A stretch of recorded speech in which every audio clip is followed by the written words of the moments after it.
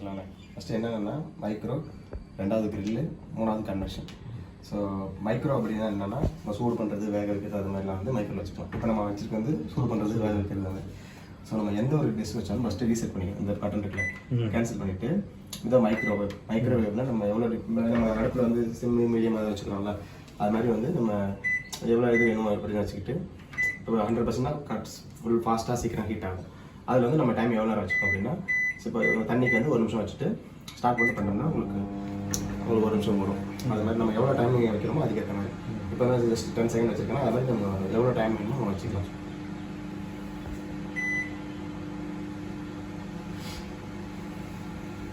Lock பண்ணிவிட்டு அப்படியே start பண்ணிங்கன்னா வேறு இருந்துச்சோ அப்படியே கண்டினியூ ஆகும். ஈஸி தான் கஷ்டம்லாம் இருக்காது. அவன் என்ன மோடு நம்ம செலக்ட் பண்ணுறோன்னு இருக்கு இல்லையா, அதுதான் என்ன மோடு நம்ம என்ன பாத்திரம் வைக்கணும் அதுதான் விஷயமே. இப்போ நீங்கள் மேக்ஸிமம் வந்து இந்த மைக்ரோட பெனிஃபிட் என்னென்னா மேக்ஸிமம் வந்து நீங்கள் ரீஹீட் பண்ணுறது ரொம்ப யூஸ்ஃபுல்லாக இருக்கும். இப்போ நீங்கள் காலைல சமைச்சிட்டிங்க, மதியம் நல்லா ஃப்ரெஷ்ஷாக சுட சுட சாப்பிடணும் அப்படின்னா ஜஸ்ட் 1 நிமிஷத்துக்கு நல்லா ஹீட் ஆகிடும். இப்போ நீங்கள் ஏதாவது பிரியாணியை சம்திங் ஏதாவது சமைக்கிறீங்கன்னா அந்த இதுக்கு நீங்கள் மைக்ரோ யூஸ் பண்ணிக்கலாம். ஸோ மைக்ரோவில் என்னென்ன பாத்திரம் யூஸ் பண்ணணும் அப்படின்னா டப்பர் வேறு, போரோசில் கிளாஸு, பீங்காட், செராமிக், இது 3 மைக்ரோவில் யூஸ் பண்ணிக்கலாம். ஸோ 3க்கும் காமனான பாத்திரம் பார்த்தீங்கன்னா போரோசில் கிளாஸு. திருச்சி போவீங்களா, திருச்சி போனீங்கன்னா மங்கள் போனீங்கன்னா அங்கே மைக்ரோவுக்குள்ளே தனி செக்ஷன் இருக்குது. அதுக்கு வந்து அந்த போரோசில் கிளாஸ்லேயே நிறைய வாங்கிக்கலாம். இது வந்து 1 நிமிஷத்துக்கான ஹீட்டு. ஏதாவது அப்பளம் வந்துருக்கானே ஒன்றுமே இல்லாமல் நம்ம லைட்டாக வச்சுட்டு அதே மாதிரி 1 மினிட் வச்சுட்டு ஸ்டார்ட் பண்ணிங்கன்னா உங்களுக்கு எண்ணெயே இல்லாமல் உங்களுக்கு கிறிஸ்பியாக வந்துடும்.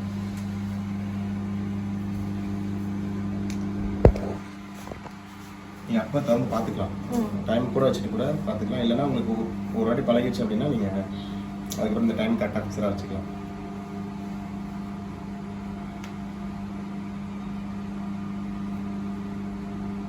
ரொம்ப சில சமயம் கருதுக்கு சான்ஸ் இருக்குது. அதனால் இப்போ உங்களுக்கே தெரியும், இப்போ நீங்கள் அப்போலாம் டிஸ்டர்ப் ஸ்மெல் அடிக்குதா, அப்போ வந்து இது வந்து எந்திரிச்சுன்னா அப்படின்னு அப்போ நீங்கள் திறந்து பார்த்துட்டு இப்போ உங்களுக்கு இந்த மாதிரி வந்துடும். ஸோ நீங்கள் ஆயிலே இல்லாமல் கிறிஸ்பியாக இருக்கும். உங்களுக்கு ஒரு 2 செகண்ட் கழிச்சாலும் அந்த முழு இருக்கும். இது ஓகே. மைக்ரோ இதுதான், இது மாதிரி தான் டைம் என்ன பாத்திரம் வைக்கிறோம், என்ன இது வைக்கிறோம், வேக சூடு பண்ணுறது, வேக வைக்கிறதுலாம் மைக்ரோ. இது ஓகே தானே, மைக்ரோவில் எதுவும் டவுட் இல்லை. ஓகே. ரெண்டாவது வந்து கிரில் அப்படின்னா என்னென்னா வறுக்கிறது, பொரிக்கிறது அந்த மாதிரி யூஸ் பண்ணுறதுக்கு. நீங்கள் எது வச்சாலும் இந்த பிளேட்டு தான் வைக்க முடியும். இந்த பிளேட் எடுக்கக்கூடாது. அதில் நீங்கள் ஏதாவது நான்வெஜ் வைக்கணும், இந்த மாதிரி பிளேட்டு கூட வச்சு பெரிய பீஸ் மாதிரி வச்சிங்கன்னா அதில் வச்சுக்கோங்க. சின்ன பீஸ்னால் அதில் வச்சுக்கோங்க, பெரிய பீஸ்னால் அதில் வச்சுட்டு. ஏன்னா ஹைட் இடிக்கக்கூடாதுல்ல, மேலே எவ்வளோ அந்த கேப் இருக்கோ அதுக்கேற்ற மாதிரி வச்சுட்டு அதே மாதிரி சேம் கேன்சல் பண்ணிவிட்டு கிரில் செலக்ட் பண்ணிங்கன்னா கிரில்ஸ் வச்சுட்டு நம்ம டைம் எவ்வளோ நேரம் வேணுமோ நம்ம அதிகபட்சம் 95 மினிட்ஸ் வரைக்கும் வச்சுக்கலாம்.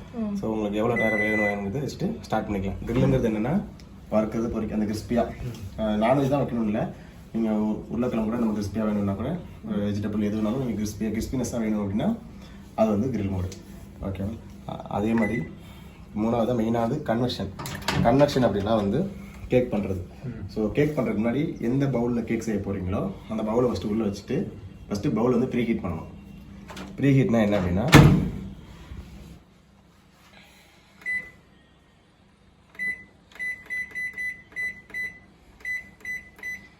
அது 1 டிகிரிலேருந்து 200 டிகிரி வரைக்கும் கேன்சல் பண்ணிடணுமோ. கேன்சல் பண்ணிட்டு தான் வாட்டர் கன்வெர்ஷன் மோட் செலக்ட் பண்ணிவிட்டு நம்ம என்ன டிகிரி வேணுமோ செலக்ட் பண்ணிக்கணும். அதில் கேட்டிருப்பாங்க எனக்கு 150 டிகிரியில் வைக்கணும், இல்லை 100 டிகிரியில் வைக்கணும். 11லேருந்து 200 வரைக்கும் அதிகபட்சம். இது வந்து இப்போ 20ன்றது 200 200 சி இருக்கு பாருங்க. இது சி அது 200 100 அதான் 11லேருந்து 200 வரைக்கும் இருக்கும். ஸோ நம்ம உங்களுக்கு கேக் இப்போ அந்த கேக்கு எனக்கு ஒரு டிகிரி வேணும்னு சொல்லி கொடுத்துருப்பாங்க இல்லையா, அப்போ எனக்கு 110 டிகிரியில் வச்சுட்டு எனக்கு டைம் வச்சுட்டிங்கன்னா 175 டிகிரினா எப்படி அது இதில் 175 இல்லை 11லேருந்து 200 வரைக்கும் தான். 11 டிகிரி 120 190 180 170 160 150 ரவுண்டா தான் இது 5 அப்படிலாம் கிடையாது.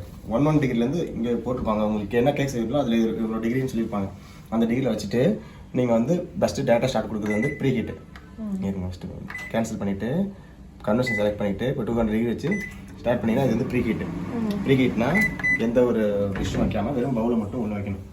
ஆனால் ஒரு 30 நிமிஷம் அதில் காமிக்கும், நீங்கள் 10 நிமிஷத்துல ஆஃப் பண்ணிடணும்.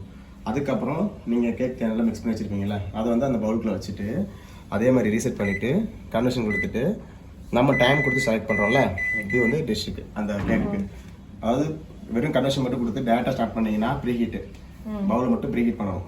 ஏன்னா பவுல் நீங்கள் ப்ரீ ஹீட் பண்ணாமல் நீங்கள் வச்சிங்கன்னா உங்களுக்கு வந்து புஃப்னு வராது, கேக் மாதிரி வராது. ஸோ அதுதான் மெயினாக நம்ம ப்ரீ ஹீட் எவ்வளோ நேரம் வரும்? 10 நிமிஷம் 30 நிமிஷம் காமிக்கும். நீங்கள் உங்களுக்கு ஒரு 10 நிமிஷத்துக்குள்ளே நீங்கள் ஆஃப் பண்ணிடணும். அதுக்கப்புறம் நீங்கள் கேக் தெரியல மிக்ஸ் பண்ணி வச்சுருப்பீங்களே, அதை நீங்கள் டைமிங் வச்சு அவ்வளோதான். ஸோ அது மாதிரி நம்ம வச்சுக்கலாம்.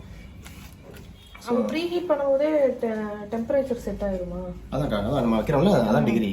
அந்த 1 டிகிரி டு 200 டிகிரி சொன்னால அது எந்த டிகிரி? ப்ரீ ஹீட்டுக்கு டெம்பரேச்சர் செட் பண்ண தேவையில்லை. ப்ரீ ஹீட்டுக்கு தேவையில்லை, வெறுமனே வச்சுட்டு பவுல் வச்சுட்டு டேரெக்டாக செட்டிங் இதை கொடுத்துட்டு ஸ்டார்ட் கொடுத்தாங்கன்னா போதும். ஆமாம், இதில் ஒரு 10 நிமிஷம் ஓட விட்டுட்டு அதுக்கப்புறம் டெம்பரேச்சர் வச்சுட்டு எவ்வளோ வேணுமோ வச்சுட்டு வச்சுக்கோங்க. 200 டிகிரி 200 டிகிரி 190 190 வச்சுட்டு டைம் கொடுத்துட்டு ஸ்டார்ட் பண்ணி வேண்டியதான். சரி, டைமுக்கு வந்து இது எடுத்துக்கணும். சரி, ஓகே. ஆயில் ஃப்ரீ குக்கிங் நம்ம H1 H2 ரெண்டு இருக்குது, 2 ஸ்டெப் இருக்குது. ஹீட் 1 ஹீட் 2 சொல்லுவாங்கல்ல, அது மாதிரி. இப்போ வந்து நம்ம வச்சுட்டு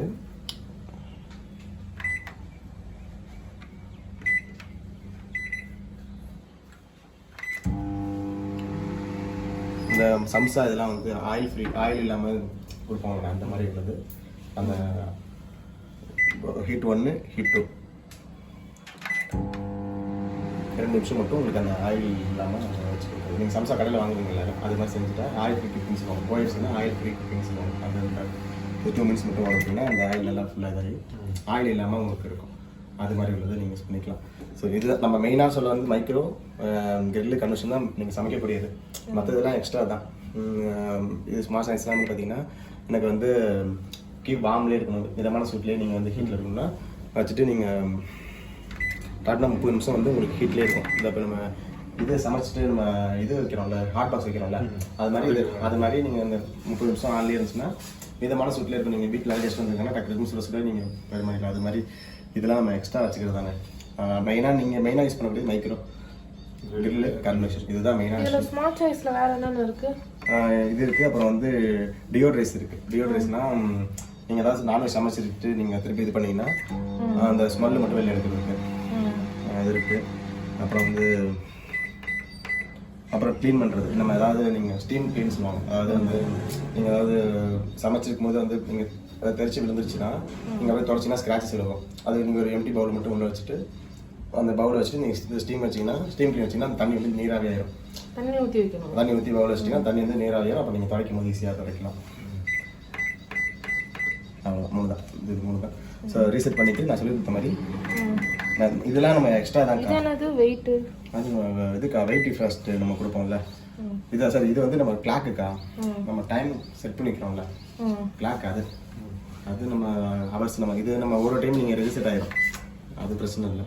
அது நம்ம சில பேர் கிளாக் வச்சு எனக்கு இவ்வளோ நேரம் ஓடணும், அந்த கிளாக் இது நம்ம மென்ஷன் பண்ணிக்கிறதுக்காண்டி கிளாக் நம்ம செட் பண்ணணும். ஒரு டைம் உங்களுக்கு கிடைக்கிற டைம் இருக்குல்ல, அந்த இது நம்ம செட் பண்ணுறது கிளாக். அது வந்து மிஷினுக்குன்னா இதுதான்க்கா மைக்ரோ கிரில்லு கன்வர்ஷன், இந்த மோடு தான். நம்ம என்ன மோடுங்கிறது நம்ம செலக்ட் பண்ணிக்கணும், ஸ்டார்ட் பண்ணணும். அவ்வளோதான் விஷயம். உங்களுக்கு யூஸ் பண்ணி சொன்னால் டவுட் வரும். என் நம்பர் அண்ணாட்டு தந்துட்டு போகிறேன். எதாவது டவுட்னா எனக்கு கால் பண்ணுறேன். அப்புறம் இது எதுக்கு? இதுதான் அந்த இது மாதிரி, அதாவது அந்த திருப்பி வச்சு ஃபிஷ் இது மாதிரி வச்சிங்கன்னா கிரில் வச்சிங்கன்னா திருப்பி போட்டுக்கலாம்.